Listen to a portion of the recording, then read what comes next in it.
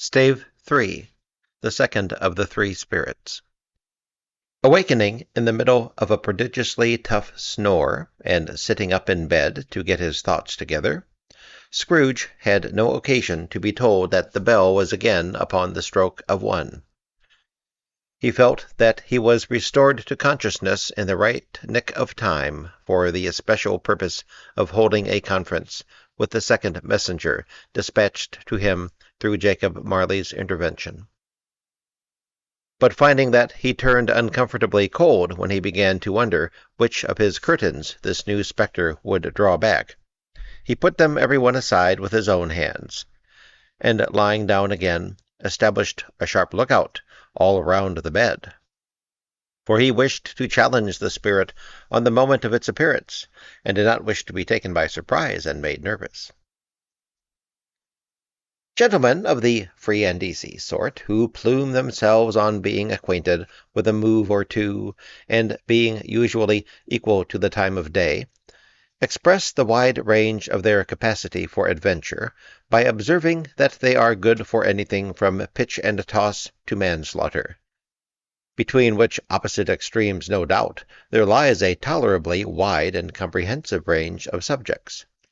Without venturing for Scrooge quite as heartily as this, I don't mind calling on you to believe that he was ready for a good broad field of strange appearances, and that nothing between a baby and rhinoceros would have astonished him very much.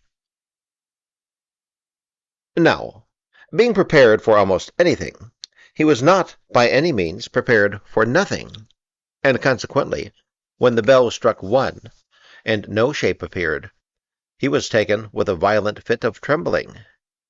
5 minutes, 10 minutes, a quarter of an hour went by, yet nothing came. All this time he lay upon his bed, the very core and center of a blaze of ruddy light which streamed upon it when the clock proclaimed the hour, and which, being only light, was more alarming than a dozen ghosts, as he was powerless to make out what it meant, or would be at, and was sometimes apprehensive that he might be at that very moment an interesting case of spontaneous combustion, without having the consolation of knowing it. At last, however, he began to think, as you or I would have thought at first, for it is always the person not in the predicament who knows what ought to have been done in it, and would unquestionably have done it too. At last, I say, he began to think that the source and secret of this ghostly light might be in the adjoining room, from whence, on further tracing it, it seemed to shine. This idea taking full possession of his mind, he got up softly and shuffled in his slippers to the door. The moment Scrooge's hand was on the lock, a strange voice called him by his name and bade him enter. He obeyed. It was his own room, there was no doubt about that, but it had undergone a surprising transformation. The walls and ceiling were so hung with living green that it looked a perfect grove, from every part of which bright gleaming berries glistened. The crisp leaves of holly, mistletoe, and ivy reflected back the light, as if so many little mirrors had been scattered there, and such a mighty blaze went roaring up the chimney as that dull petrification of a hearth had never known in Scrooge's time or Marley's, or for many and many a winter season gone. Heaped up on the floor, to form a kind of throne, were turkeys, geese, game, poultry, brawn, great joints of meat, sucking pigs, long wreaths of sausages, mince pies, plum puddings, barrels of oysters, red-hot chestnuts, cherry-cheeked apples, juicy oranges, luscious pears, immense twelfth cakes, and seething bowls of punch, that made the chamber dim with their delicious steam. In easy state upon this couch there sat a jolly giant, glorious to see, who bore a glowing torch, in shape not unlike Plenty's horn, and held it up, high up, to shed its light on Scrooge, as he came peeping round the door. "Come in!" exclaimed the ghost. "Come in, and know me better, man." Scrooge entered timidly, and hung his head before this spirit. He was not the dogged Scrooge he had been, and though the spirit's eyes were clear and kind, he did not like to meet them. I am the ghost of Christmas present, said the spirit. Look upon me. Scrooge reverently did so. It was clothed in one simple green robe, or mantle, bordered with white fur. This garment hung so loosely on the figure that its capacious breast was bare, as if disdaining to be warded or concealed by any artifice. Its feet, observable beneath the ample folds of the garment, were also bare, and on its head it wore no other covering than a holly wreath, set here and there with shining icicles. Its dark brown curls were long and free as its genial face, its sparkling eye, its open hand, its cheery voice, its unconstrained demeanor, and its joyful air. Girded round its middle was an antique scabbard, but no sword was in it, and the ancient sheath was eaten up with rust. "You have never seen the like of me before," exclaimed the spirit. "Never," Scrooge made answer to it. "Have never walked forth with the younger members of my family, meaning, for I am very young, my elder brothers born in these later years," pursued the phantom. "I don't think I have," said Scrooge. "I am afraid I have not. Have you had many brothers, spirit?" "More than 1800, said the ghost. "A tremendous family to provide for," muttered Scrooge. The ghost of Christmas present rose. "Spirit," said Scrooge submissively, "conduct me where you will. I went forth last night on compulsion, and I learnt a lesson which is working now. To-night, if you have aught to teach me, let me profit by it." "Touch my robe." Scrooge did as he was told, and held it fast. Holly, mistletoe, red berries, ivy, turkeys, geese, game, poultry, brawn, meat, pigs, sausages, oysters, pies, puddings, fruit, and punch all vanished instantly. So did the room, the fire, the ruddy glow, the hour of night, and they stood in the city streets on Christmas morning, where, for the weather was severe, the people made a rough but brisk and not unpleasant kind of music, in scraping the snow from the pavement in front of their dwellings, and from the tops of their houses, whence it was mad delight to the boys to see it come plumping down into the road below, and splitting into artificial little snowstorms.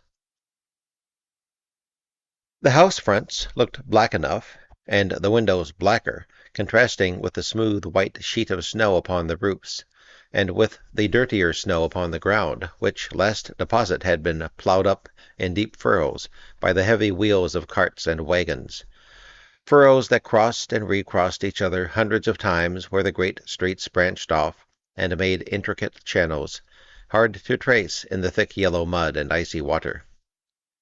The sky was gloomy, and the shortest streets were choked up with a dingy mist, half thawed, half frozen, whose heavier particles descended in a shower of sooty atoms, as if all the chimneys in Great Britain had by one consent caught fire, and were blazing away to their dear hearts' content.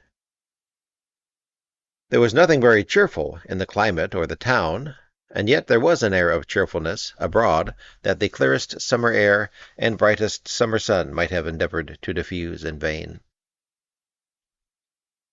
For the people, who were shoveling away on the housetops, were jovial and full of glee, calling out to one another from the parapets, and now and then exchanging a facetious snowball, better-natured missile far than many a wordy jest, laughing heartily if it went right, and not less heartily if it went wrong. The poulterers' shops were still half open, and the fruiterers were radiant in their glory. There were great round pot-bellied baskets of chestnuts, shaped like the waistcoats of jolly old gentlemen, lolling at the doors, and tumbling out into the streets in their apoplectic opulence. There were ruddy, brown-faced, broad-girthed Spanish onions, shining in the fatness of their growth like Spanish friars, and winking from their shelves in wanton slyness at the girls as they went by, and glanced demurely at the hung-up mistletoe. There were pears and apples, clustered high in blooming pyramids. There were bunches of grapes, made in the shopkeeper's benevolence to dangle from conspicuous hooks, that people's mouths might water gratis as they passed. There were piles of filberts, mossy and brown, recalling, in their fragrance, ancient walks among the woods, and pleasant shufflings ankle-deep through withered leaves. There were Norfolk biffins, squat and swarthy, setting off the yellow of the oranges and lemons, and, in the great compactness of their juicy persons, urgently entreating and beseeching to be carried home in paper bags and eaten after dinner. The very gold and silver fish set forth among these choice fruits in a bowl, though members of a dull and stagnant-blooded race, appeared to know that there was something going on, and to a fish went gasping round and round in their little world in slow and passionless excitement. The grocers! Oh, the grocers! Nearly closed, with perhaps 2 shutters down, or 1, but through those gaps such glimpses! It was not alone that the scales descending on the counter made a merry sound, or that the twine and roller parted company so briskly, or that the canisters were rattled up and down like juggling tricks, or even that the blended scents of tea and coffee were so grateful to the nose, or even that the raisins were so plentiful and rare, the almonds so extremely white, the sticks of cinnamon so long and straight, the other spices so delicious, the candied fruits so caked and spotted with molten sugar as to make the coldest lookers-on feel faint and subsequently bilious. Nor was it that the figs were moist and pulpy, or that the French plums blushed in modest tartness from their highly decorated boxes, or that everything was good to eat and in its Christmas dress. But the customers were all so hurried and so eager in the hopeful promise of the day that they tumbled up against each other at the door, crashing their whisker baskets wildly, and left their purchases upon the counter, and came running back to fetch them, and committed hundreds of the like mistakes, in the best humor possible, while the grocer and his people were so frank and fresh that the polished hearts with which they fastened their aprons behind might have been their own, worn outside for general inspection, and for Christmas daws to peck at, if they chose. But soon the steeples called good people all to church and chapel, and away they came, flocking through the streets in their best clothes, and with their gayest faces. And at the same time there emerged from scores of by-streets, lanes, and nameless turnings, innumerable people, carrying their dinners to the bakers' shops. The sight of these poor revellers appeared to interest the spirit very much, for he stood with Scrooge beside him in a baker's doorway, and taking off the covers as their bearers passed, sprinkled incense on their dinners from his torch. And it was a very uncommon kind of torch, for once or twice, when there were angry words between some dinner-carriers who had jostled each other, he shed a few drops of water on them from it, and their good humor was restored directly. For they said it was a shame to quarrel upon Christmas Day, and so it was. God love it, so it was. In time the bells ceased, and the bakers were shut up, and yet there was a genial shadowing forth of all these dinners, and the progress of their cooking, in the thawed blotch of wet above each baker's oven, where the pavement smoked as if its stones were cooking too. "Is there a peculiar flavor in what you sprinkle from your torch?" asked Scrooge. "There is, my own." "Would it apply to any kind of dinner on this day?" asked Scrooge. "To any kindly given. To a poor one most." "Why to a poor one most?" asked Scrooge. "Because it needs it most." "A spirit," said Scrooge, after a moment's thought. "I wonder you, of all the beings in the many worlds about us, should desire to cramp these people's opportunities of innocent enjoyment." "I?" cried the spirit. "You would deprive them of their means of dining every 7th day, often the only day on which they can be said to dine at all," said Scrooge. "Wouldn't you?" "I?" cried the spirit. "You seek to close these places on the 7th day," said Scrooge, "and it comes to the same thing." "I seek!" exclaimed the spirit. "Well, forgive me if I am wrong. It has been done in your name, or at least in that of your family," said Scrooge. "There are some upon this earth of yours," returned the spirit, "who lay claim to know us, and who do their deeds of passion, pride, ill will, hatred, envy, bigotry, and selfishness in our name. who are as strange to us and all our kith and kin as if they had never lived. Remember that, and charge their doings on themselves, not us." Scrooge promised that he would, and they went on, invisible, as they had been before, into the suburbs of the town. It was a remarkable quality of the ghost, which Scrooge had observed at the baker's, that notwithstanding his giant size, he could accommodate himself to any place with ease, and that he stood beneath a low roof quite as gracefully and like a supernatural creature as it was possible he could have done in any lofty hall. And perhaps it was the pleasure the good spirit had in showing off this power of his, or else it was his own kind, generous, hearty nature, and his sympathy with all poor men, that led him straight to Scrooge's clerk's, for there he went, and took Scrooge with him, holding to his robe.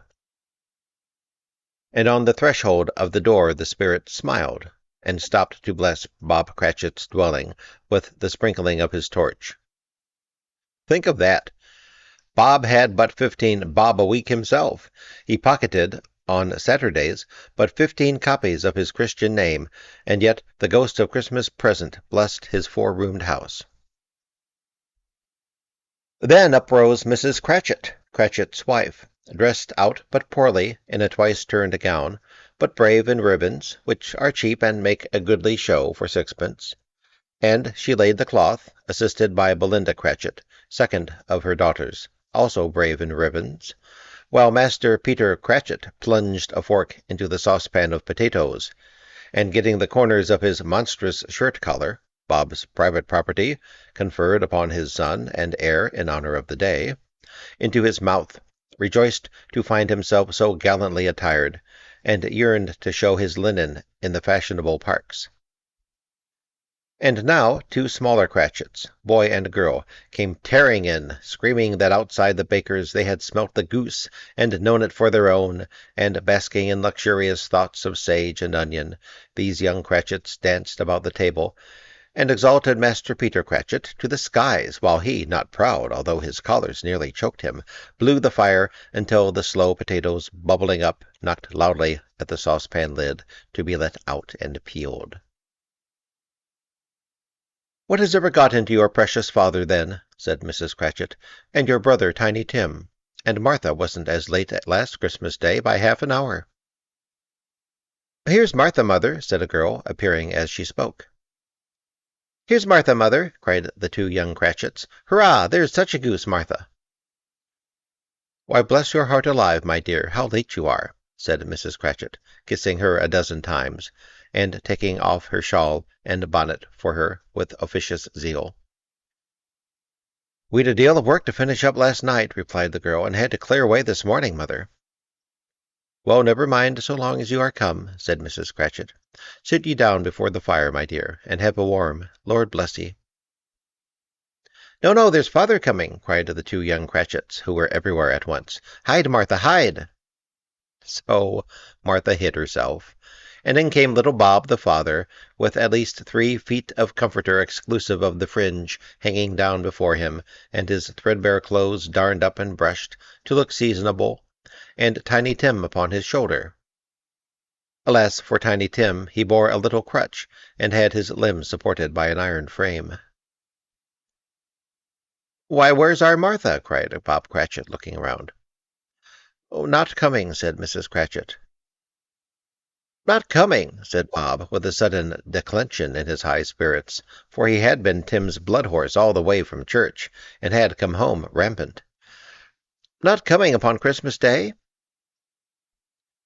Martha didn't like to see him disappointed, if it were only in joke, so she came out prematurely from behind the closet door and ran into his arms, while the 2 young Cratchits hustled Tiny Tim and bore him off to the wash-house, that he might hear the pudding singing in the copper. "And how did little Tim behave?" asked Mrs. Cratchit, when she had rallied Bob on his credulity, and Bob had hugged his daughter to his heart's content. "As good as gold," said Bob, "and better. Somehow he gets thoughtful, sitting by himself so much, and thinks the strangest things you ever heard. He told me coming home that he hoped the people saw him in the church, because he was a cripple, and it might be pleasant to them to remember upon Christmas Day, who made lame beggars walk and blind men see.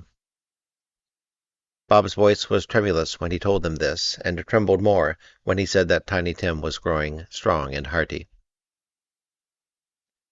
His active little crutch was heard upon the floor, and back came Tiny Tim before another word was spoken, escorted by his brother and sister to his stool before the fire, and while Bob, turning up his cuffs, as if, poor fellow, they were capable of being made more shabby, compounded some hot mixture in a jug with gin and lemons, and stirred it round and put it on the hob to simmer, Master Peter and the two ubiquitous young Cratchits went to fetch the goose, with which they soon returned in high procession.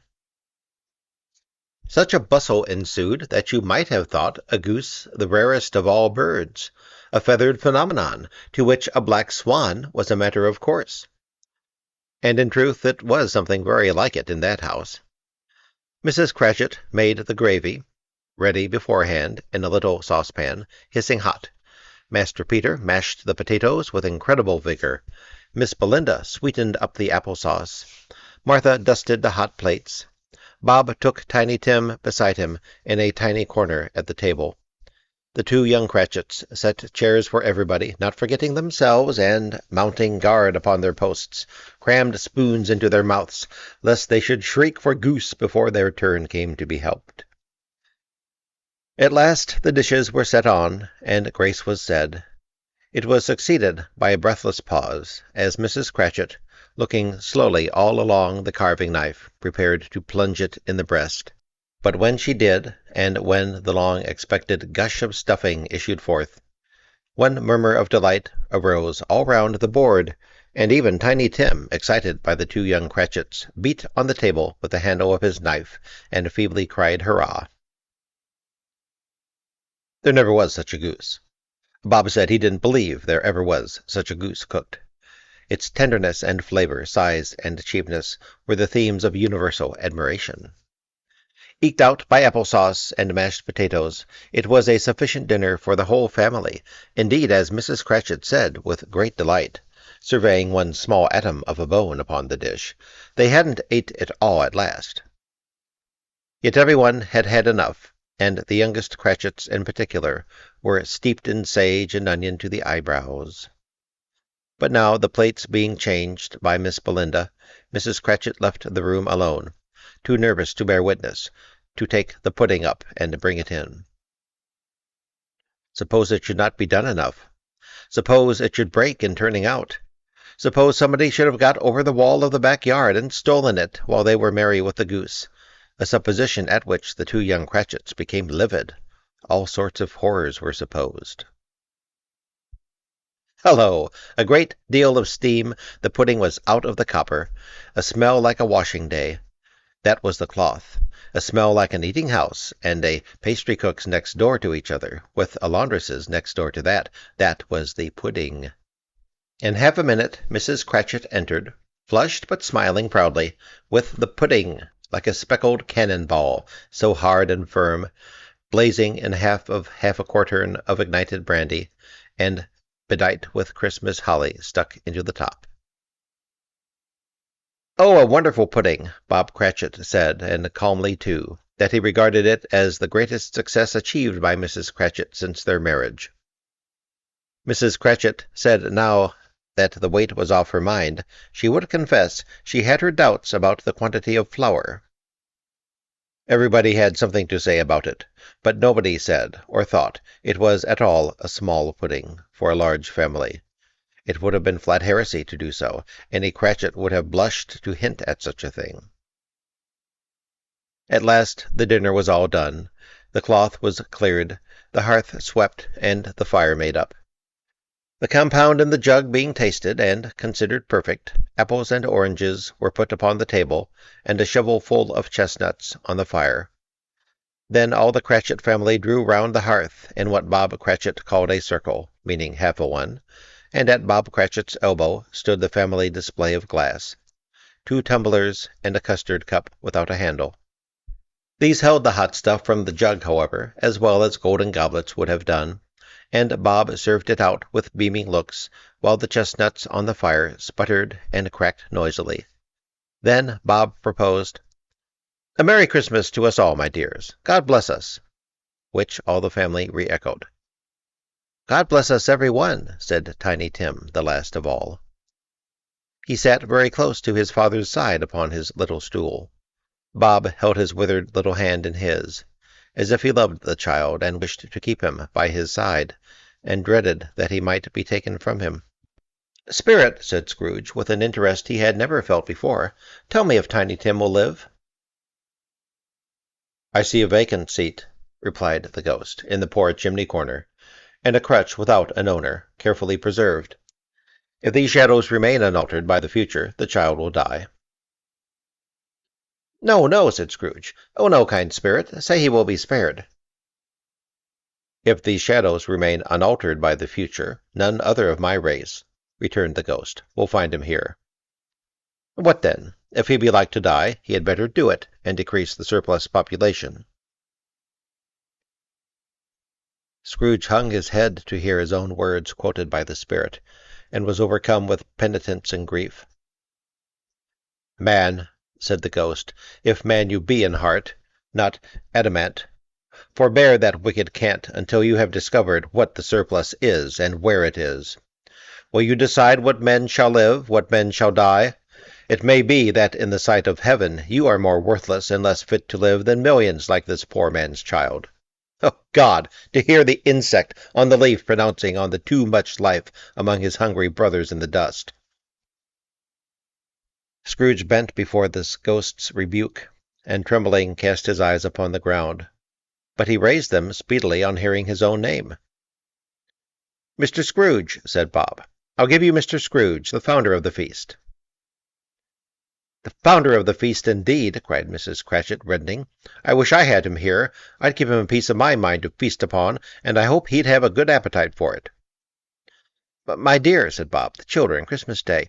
"It should be Christmas Day, I am sure," said she, "on which one drinks the health of such an odious, stingy, hard, unfeeling man as Mr. Scrooge. You know he is, Robert. Nobody knows it better than you do, poor fellow."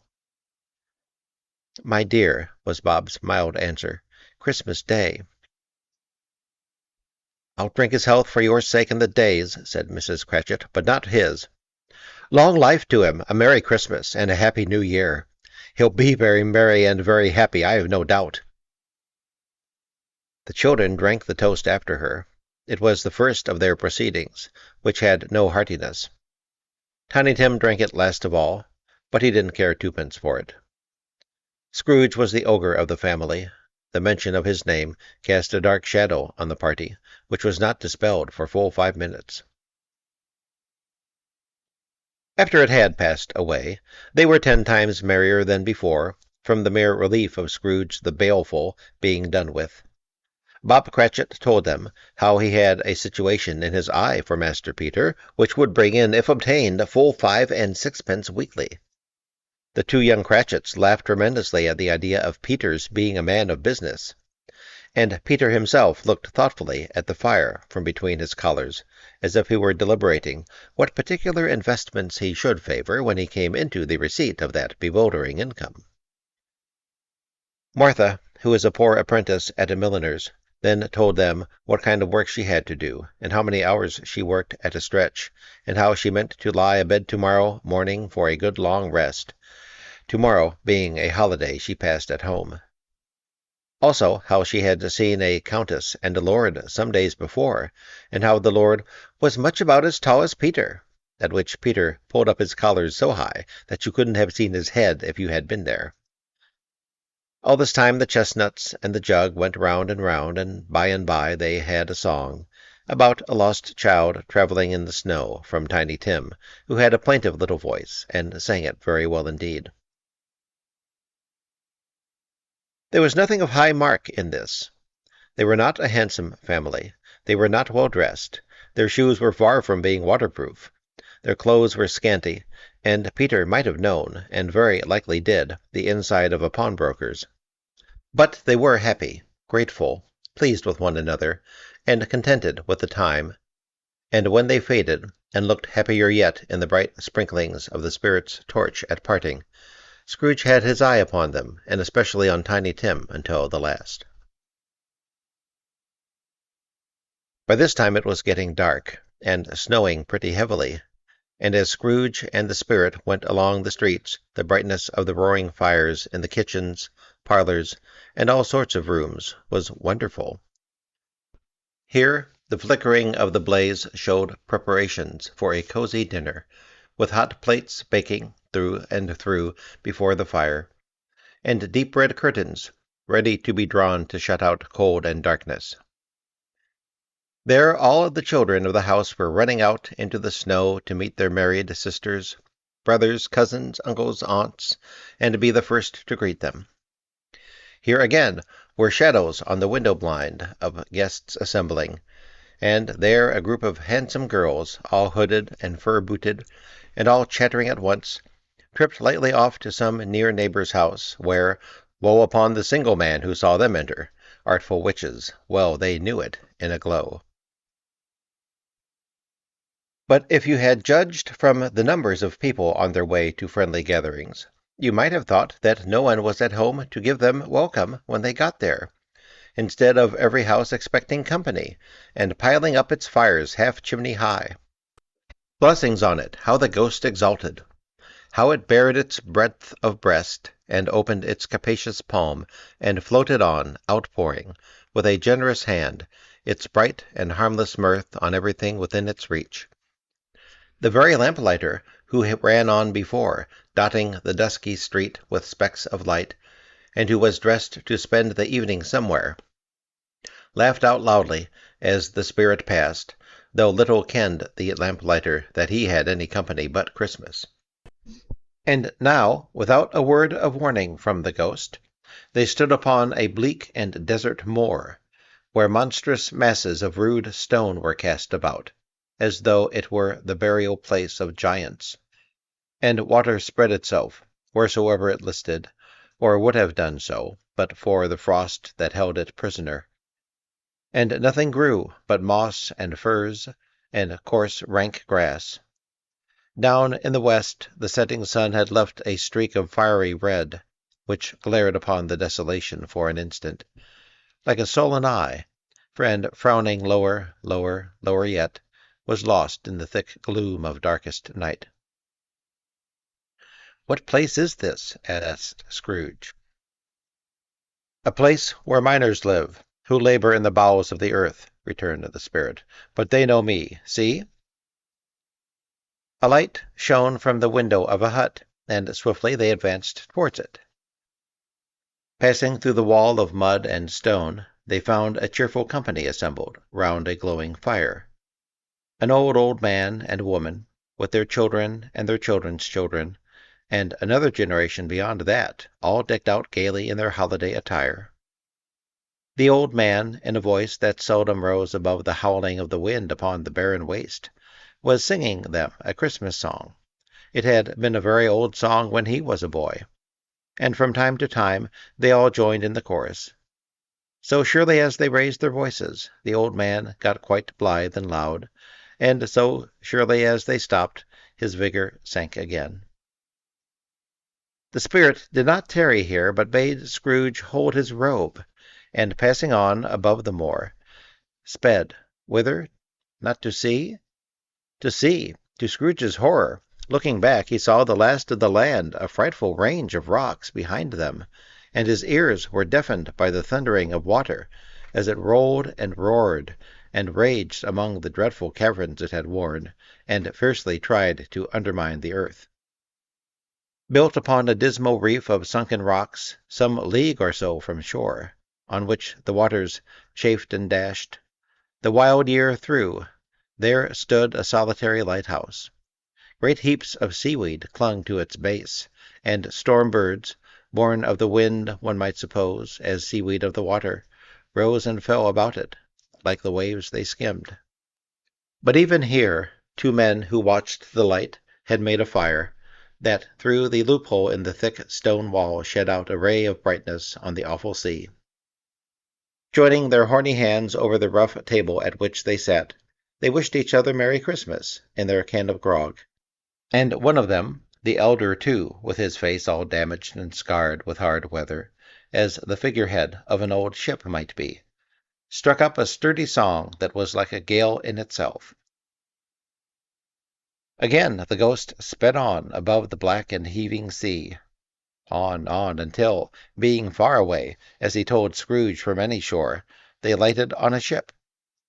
They stood beside the helmsman at the wheel, the lookout in the bow, and the officers who had the watch, dark ghostly figures in their several stations, but every man among them hummed a Christmas tune, or had a Christmas thought, or spoke below his breath to his companion of some bygone Christmas day, with homeward hopes belonging to it. And every man on board, waking or sleeping, good or bad, had had a kinder word for another on that day than on any day in the year, and had shared to some extent in its festivities, and had remembered those he cared for at a distance, and had known that they delighted to remember him. It was a great surprise to Scrooge, while listening to the moaning of the wind, and thinking what a solemn thing it was to move on through the lonely darkness over an unknown abyss, whose depths were secrets as profound as death. It was a great surprise to Scrooge, while thus engaged, to hear a hearty laugh. It was a much greater surprise to Scrooge to recognize it as his own nephew's, and to find himself in a bright, dry, gleaming room, with the spirit standing smiling by his side, and looking at that same nephew with approving affability. "Ha, ha!" laughed Scrooge's nephew. "Ha, ha, ha!" If you should happen, by any unlikely chance, to know a man more blessed in a laugh than Scrooge's nephew, all I can say is I should like to know him too. Introduce him to me, and I'll cultivate his acquaintance. It is a fair, even-handed, noble adjustment of things, that while there is infection and disease and sorrow, there is nothing in the world so irresistibly contagious as laughter and good humor. When Scrooge's nephew laughed in this way, holding his sides, rolling his head, and twisting his face into the most extravagant contortions, Scrooge's niece by marriage laughed as heartily as he, and their assembled friends, being not a bit behindhand, roared out lustily. "He said that Christmas was a humbug, as I live!" cried Scrooge's nephew. "He believed it, too." "More shame for him, Fred," said Scrooge's niece indignantly. "Bless those women, they never do anything by halves. They are always in earnest." She was very pretty, exceedingly pretty, with a dimpled, surprised-looking capital face, a ripe little mouth that seemed made to be kissed, as no doubt it was, all kinds of good little dots about her chin that melted into one another when she laughed, and the sunniest pair of eyes you ever saw in any little creature's head. Altogether she was what you would have called provoking, you know, but satisfactory, too. Oh, perfectly satisfactory. "He's a comical old fellow," said Scrooge's nephew. "That's the truth, and not so pleasant as he might be. However, his offences carry their own punishment, and I have nothing to say against him." "I'm sure he is very rich, Fred," hinted Scrooge's niece. "At least you always tell me so." "What of that, my dear?" said Scrooge's nephew. "His wealth is of no use to him. He don't do any good with it. He don't make himself comfortable with it. He hasn't the satisfaction of thinking, that he is ever going to benefit us with it." "I have no patience with him," observed Scrooge's niece. Scrooge's niece's sisters, and all the other ladies, expressed the same opinion. "Oh, I have," said Scrooge's nephew. "I am sorry for him. I couldn't be angry with him if I tried. Who suffers by his ill whims? Himself, always. Here he takes it into his head to dislike us, and he won't come and dine with us. What's the consequence? He don't lose much of a dinner." "Indeed, I think he loses a very good dinner," interrupted Scrooge's niece. Everybody else said the same, and they must be allowed to have been competent judges, because they had just had dinner, and, with the dessert upon the table, were clustered round the fire by lamplight. "Well, I'm very glad to hear it," said Scrooge's nephew, "because I haven't a great faith in these young housekeepers. What do you say, Topper?" Topper had clearly got his eye on one of Scrooge's niece's sisters, for he answered that a bachelor was a wretched outcast who had no right to express an opinion on the subject. Whereat Scrooge's niece's sister, the plump one with the lace tucker, not the one with the roses, blushed. "Do go on, Fred," said Scrooge's niece, clapping her hands. "He never finishes what he begins to say. He is such a ridiculous fellow." Scrooge's nephew revelled in another laugh, and it was impossible to keep the infection off, though the plump sister tried hard to do it with aromatic vinegar. His example was unanimously followed. "I was only going to say," said Scrooge's nephew, "that the consequence of his taking a dislike to us and not making merry with us is, as I think, that he loses some pleasant moments, which could do him no harm. I am sure he loses pleasanter companions than he can find in his own thoughts, either in his mouldy old office or his dusty chambers. I mean to give him the same chance every year, whether he likes it or not, for I pity him. He may rail at Christmas till he dies, but he can't help thinking better of it. I defy him. If he finds me going there, in good temper, year after year, and saying, 'Uncle Scrooge, how are you?' if it only puts him in the vein to leave his poor clerk £50, that's something, and I think I shook him yesterday." It was their turn to laugh now at the notion of his shaking Scrooge. But being thoroughly good-natured, and not much caring what they laughed at, so that they laughed at any rate, he encouraged them in their merriment, and passed the bottle joyously. After tea they had some music, for they were a musical family, and knew what they were about when they sung a glee or catch, I can assure you, especially Topper, who could growl away in the bass like a good one, and never swell the large veins in his forehead, or get red in the face over it. Scrooge's niece played well upon the harp, and played, among other tunes, a simple little air, a mere nothing, you might learn to whistle it in 2 minutes, which had been familiar to the child who fetched Scrooge from the boarding-school, as he had been reminded by the ghost of Christmas past. When this strain of music sounded, all the things that ghost had shown him came upon his mind. He softened more and more, and thought that if he could have listened to it often, years ago, he might have cultivated the kindnesses of life for his own happiness with his own hands, without resorting to the sexton's spade that buried Jacob Marley. But they didn't devote the whole evening to music. After a while they played at forfeits, for it is good to be children sometimes, and never better than at Christmas, when its mighty founder was a child himself. Stop! There was first a game at blind man's buff. Of course there was, and I no more believe Topper was really blind than I believe he had eyes in his boots. My opinion is that it was a done thing between him and Scrooge's nephew, and that the ghost of Christmas present knew it. The way he went after that plump sister in the lace tucker was an outrage on the credulity of human nature, knocking down the fire-irons, tumbling over the chairs, bumping against the piano, smothering himself among the curtains. Wherever she went, there went he. He always knew where the plump sister was. He wouldn't catch anybody else. If you had fallen up against him, as some of them did on purpose, he would have made a feint of endeavoring to seize you, which would have been an affront to your understanding, and would instantly have sidled off in the direction of the plump sister. She often cried out that it wasn't fair, and it really was not. But when at last he caught her, when in spite of all her silken rustlings, and her rapid flutterings past him, he got her into a corner whence there was no escape, then his conduct was the most execrable. For his pretending not to know her, his pretending that it was necessary to touch her head-dress, and further to assure himself of her identity by pressing a certain ring upon her finger, and a certain chain about her neck, was vile, monstrous. No doubt she told him her opinion of it, when, another blind man being in office, they were so very confidential together behind the curtains. Scrooge's niece was not one of the blind man's buff party, but was made comfortable with a large chair and a footstool in a snug corner, where the ghost and Scrooge were close behind her. But she joined in the forfeits, and loved her love to admiration with all the letters of the alphabet. Likewise at the game of how, when, and where, she was very great, and to the secret joy of Scrooge's nephew, beat her sisters hollow, though they were sharp girls too, as Topper could have told you.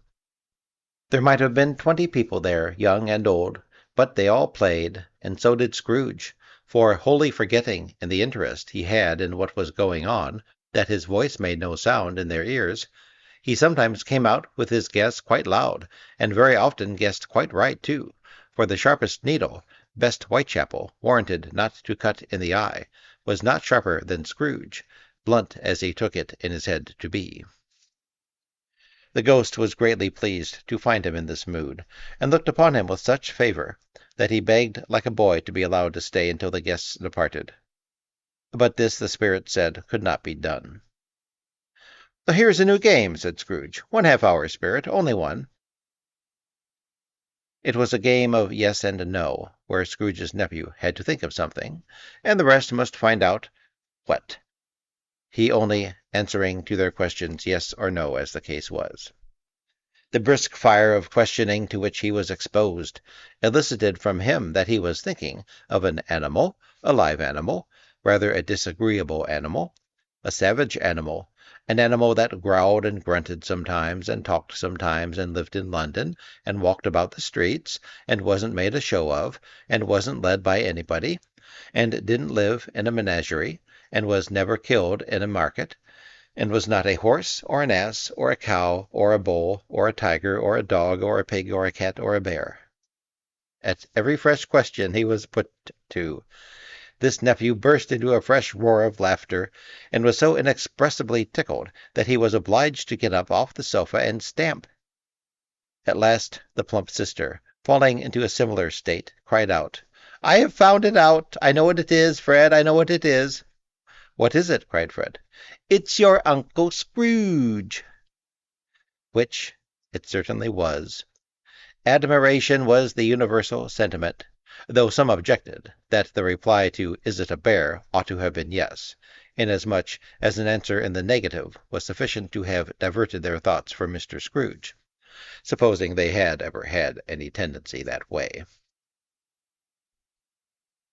"He has given us plenty of merriment, I am sure," said Fred, "and it would be ungrateful not to drink his health. Here's a glass of mulled wine ready to our hand at the moment, and I say, Uncle Scrooge!"